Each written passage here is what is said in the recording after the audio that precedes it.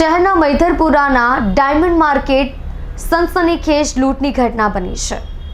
ધોળે દહાડે bike ઉપર આવેલા અજાણ્યા ઇસમોએ અહીંની આંગડિયા પેઢીના કર્મચારીનું બજારમાંથી અપહરણ કરીને લઈ જઈ લૂંટી લીધો હતો।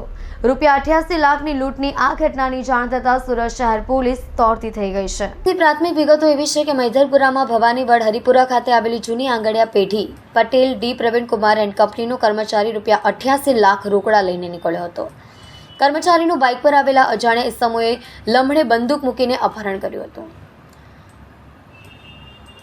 અપહરણ કરીને આંગડિયાના કર્મચારીને અપહરણકારો કામરેજ લઈ ગયા, જ્યાં કર્મચારી પાસેના રોકડા ₹88 લાખ લૂંટી લઈ તેને કામરેજ ઉતારી લઈને ભાગી છૂટ્યા હતા। ત્યારબાદ આંગડિયાના કર્મચારીએ આ મામલે પેઢીના માલિકોને પોલીસને જાણ કરી હતી। ઘટનાની જાણ થતાં સુરત શહેર પોલીસ દોડતી થઈ ગઈ છે। કામરેજના અપહરણકારોને કર્મચારીને ઉતાર્યા હોય કામરેજ પોલીસ પણ દોડતી થઈ ગઈ છે। મૈધરપુરા પોલીસ આંગડિયા પેઢીની ઓફિસે ધસી ગઈ છે। હાલ પોલીસ તપાસ કરી રહી છે। દરમિયાન સૂત્રો પાસેથી જાણવા મળતી માહિતી અનુસાર આ આખી ઘટના ટેકનિકલ હોવાનું લાગી રહ્યું છે। કોઈ ભર બજારે લમણે બંદૂક મૂકી બાઇક ઉપર અપહરણ કરી જાય તે વાત પોલીસના ગળે ઉતરતી નથી। વળી પહેલા આંગડિયાના કર્મચારીએ હીરા લૂંટાયા હોવાની કેફિયત રજૂ કરી હતી, ત્યારબાદ 88 લાખ રોકડા લૂંટાયા હોવાનું કહ્યું હતું। આમ કર્મચારીના વિરોધાભાસી નિવેદનોને પગલે પોલીસે આ સમગ્ર મામલામાં કશુંક ખોટું હોવાની ગંધ આવી રહી છે। પોલીસે ઊંડાણપૂર્વકની તપાસ હાથ ધરી છે।